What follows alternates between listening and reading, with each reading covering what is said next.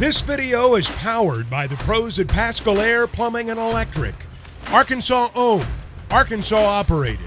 GoPascal.com. Wednesday, just after 12:15, Alyssa Orange from Pig Trail Nation joins us on halftime. Somewhere out in the East Coast.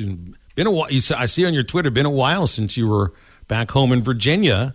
Oh, look at that. You've got a beautiful view over the Anacostia. Looks like can see the Washington Monument off in the distance. Welcome home, Alyssa. Good to have you. Yeah, thank you. It's good to be home. Good to be with you guys. But yeah, flew to D.C. and my grandparents live about 45 minutes away in Maryland, so spending some time with them, and then headed down to Richmond to see my dad. So looking forward to a nice week ahead of me. Very good. Very good. Did you know Wally Moon had the best eyebrow in the history of all of sports?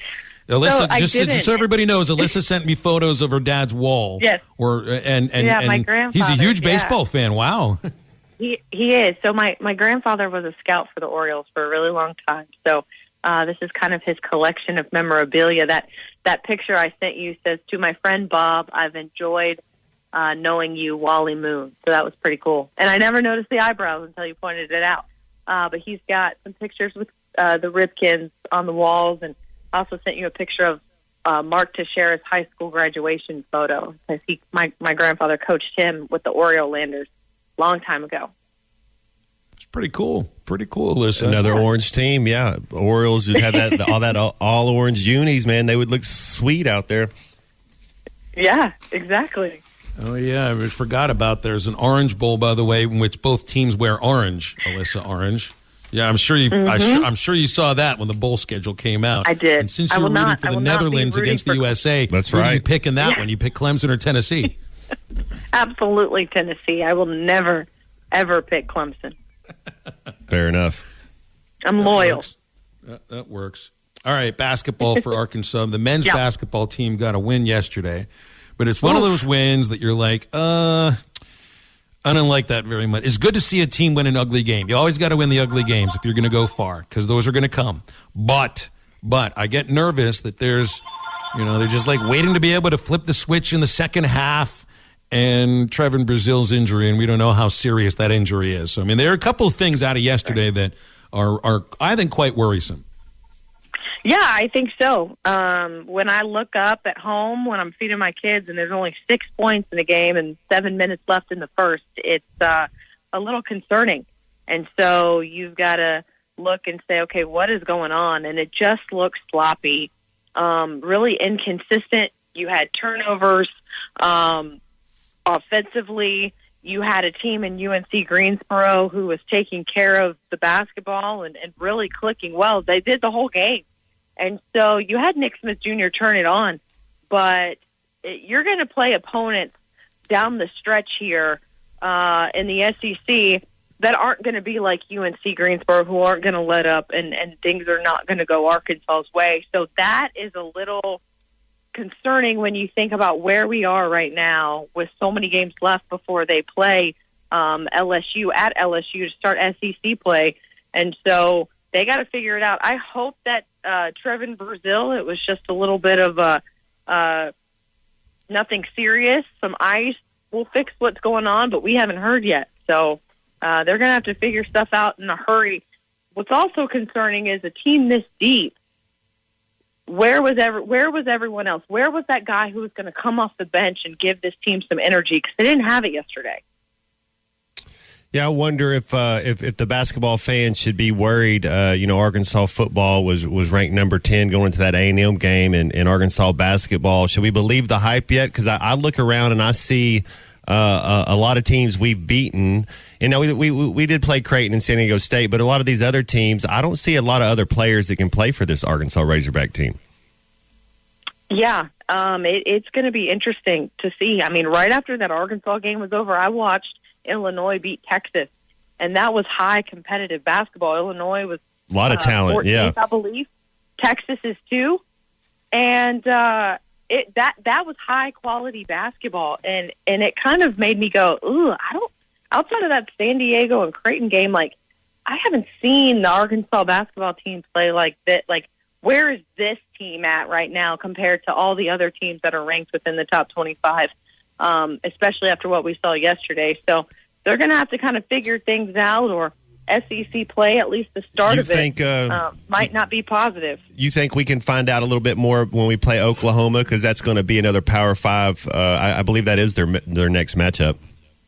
Yeah, we should. And what we should see is a team who, quite frankly, got embarrassed in Tulsa a season ago against OU that comes out and plays better than they did a year ago. And I know that was a completely different team, but people still remember going to Tulsa and that game just not going Arkansas's way from the tip. Eric Musselman was ejected in that game. So if I'm Arkansas, I'm looking at that game like, one, we got something to prove because we're coming off a pretty lackluster performance against UNC-Greensboro. But two, it's a Power 5 team in Oklahoma who is going to be an SEC school soon. You better be able to go over there and kind of make your mark and set the tone a little bit before the holidays start, and then you start SEC play. Alyssa, I'm looking back here.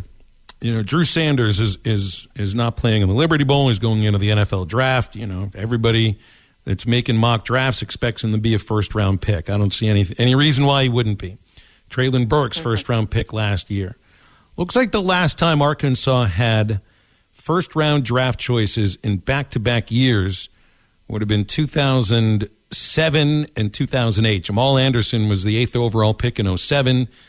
D-Mac and Felix Jones went in the first round in 2008.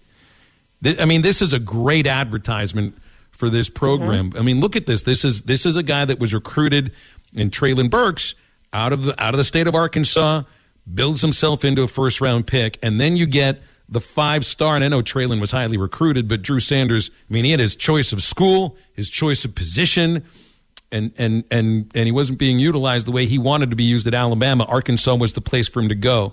It's a great advertisement. It's great recruiting pitches for Sam Pittman to say, look, I mean, we get two guys that are first-round picks now, and I think they're going to bring in that kind of talent on the defensive end out of the portal again. Yeah, absolutely. Not even that, Phil. You can take it a step further where Sam Pittman can say, not only that, but I took a kid who was at Alabama and made his draft stock better at Arkansas. Can you think of that as a selling point? I took a guy from Alabama, made his draft stock better at Arkansas. That's the kind of pitch you're pitching to these grad or these transfer portal guys that are talented, that have options, that can go anywhere they want to, like Drew Sanders could. And so that's huge. And so you're hoping that that's what you start cycling through. And Traylon Burks, those kind of guys, they call them once-in-a-generation kind of talent. You're going to get those, and it's going to take time, like Traylon did, 3 years to really develop.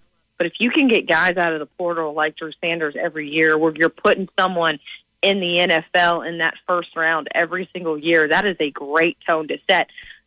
He's done it with offensive linemen. We saw that at Georgia. I think he can kind of start to pick that up. He did it with Frank Ragnow, even after leaving to go to Georgia and Frank being here for 2 more years afterwards.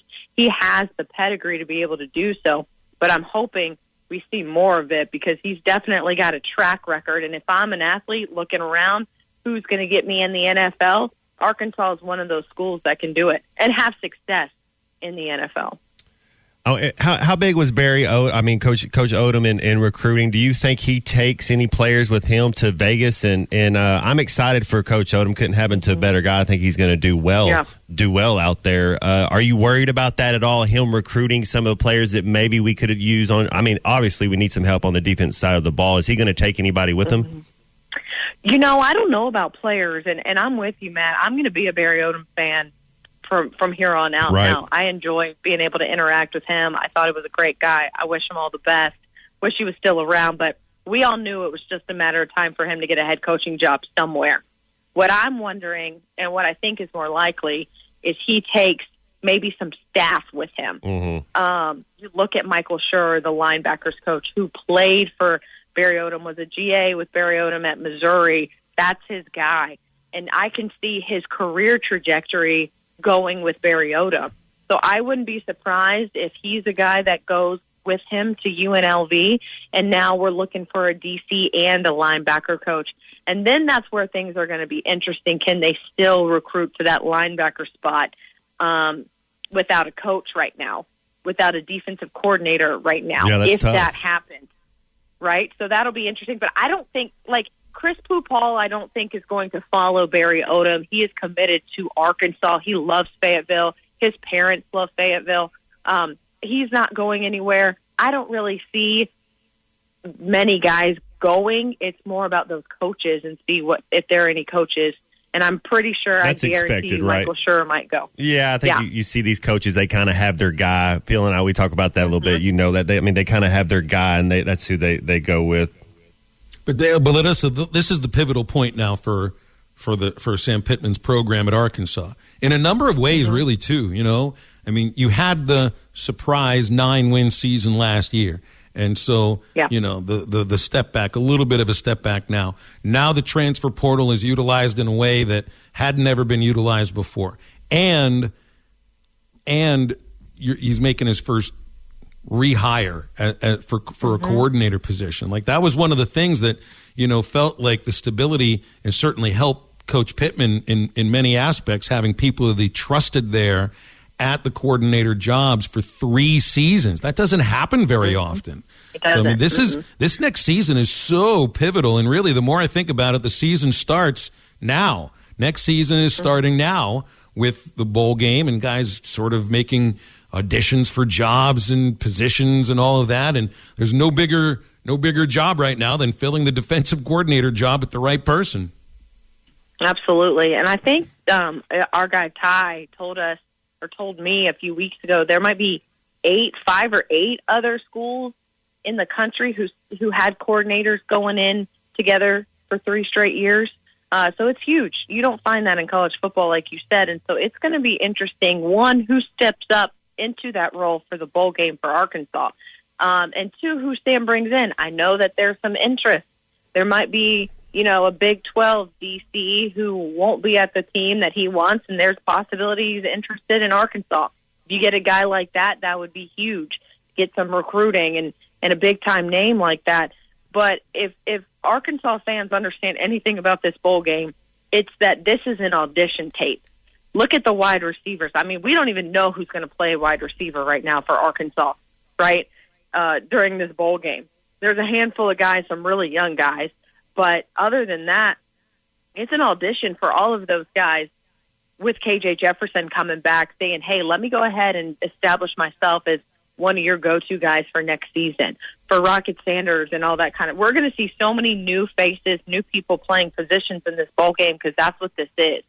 This is who wants this spot next year, and go ahead and show me now that you've got what it takes in the spotlight to be able to be successful. So I don't think anyone's worried necessarily about the staff and who he's going to hire. Now, it's huge, but right now, between now and a bowl game, it's who's going to play. Alyssa, that's a good point. I think on the defensive side of the ball, it is open auditions, and let's keep it simple. There's no reason to not keep it simple, and let's see who can make some plays. And the same thing you can do with the receiver spot. Yeah, absolutely. And hey, look, we're probably going to get a lot of KJ and a lot of Rocket Sanders, and then maybe gut it out and see if we can throw it to a couple guys here or there. But it's going to be pretty wild to see who lines up in the first string offense and defense come bowl game.